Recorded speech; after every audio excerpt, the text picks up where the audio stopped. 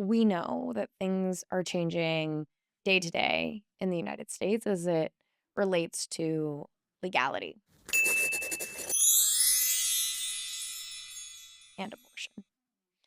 Things might be different today when we film this than they are when you're watching it. I want to know if there are any parameters that folks that live in different states should know when accessing self-managed abortion. We do see a lot of news stories about people being prosecuted or being targeted for their abortions. By and large, most self-managed abortions are happening without any type of interference from the legal system. And so by and large, most people are going to be okay in this process. And we also have steps to make sure that you are being as safe as possible. And another really great resource that everybody should know about is the If When How Repro Legal Helpline. It is a free, confidential helpline where people can go and submit their legal questions to a pro-abortion lawyer. And using their helpline does constitute as like requesting legal advice. And so it is covered in their kind of client attorney confidentiality. That is a really, really great way to get those legal questions answered, especially if they're very, very specific. There are a couple of really, really great things that I always like to talk about when it comes to digital security and privacy. And my first, and if you remember nothing else I say, remember this. Take notes. Google is not your friend. Okay. So Google is a data machine. Okay. They love your data. They want to sell your data. They don't care about your privacy, Google which is not your friend. they're not your Not friend. your bestie. Not at all. And so really what we want to get in the habit of is, breaking up with Google. Okay. We want to use browsers that are more privacy focused. And there are a lot. There's Brave, there's DuckDuckGo, there's Firefox Focus, Tor Network, which Tor Network gets a bad rap. I know people think like, oh my gosh, that's like for hackers and like people who are trying to do illegal stuff. But really, most of the people that I know on the Tor network are like trying to get over like paywalls for like newspapers. It's like so chill. But they have their own browser. And so there are a lot of way more secure browsers to use that actually do care about privacy. And I would 100 times over recommend people to stop using Google as a search engine and start using one of these more privacy focused ones. If you're hearing this, Google, we're breaking up. It's actually not me. It was you. Okay, so for the chronically online girls, what are your top 2 or 3 tips for staying safe?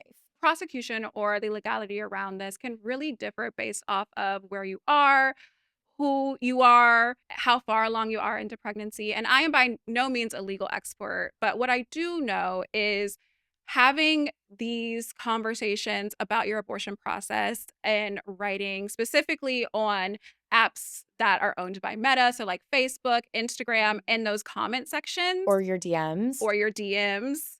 That's what I meant. Thank Not you. as private as you might think. They're not as private as you might think. There have been instances where somebody is like, say somebody is looking into somebody's abortion process and they can use those Meta DMs as evidence. And Meta has been known to comply with law enforcement officials in getting people's DMs for evidence. If someone is going to have a conversation about their abortion process, using an encrypted messaging app, so we're talking the signals, the wires, the matrices of the digital texting kind of apps, always better, because then what happens in those instances is they're end-to-end encrypted. So even if law enforcement officials were to go to Signal and be like, hey, I want I want that person's chat history, they'd be like, I'm literally so sorry, I don't have it. So that tends to be a really, really good way to just keep those messages private, or just, talk to people instead. But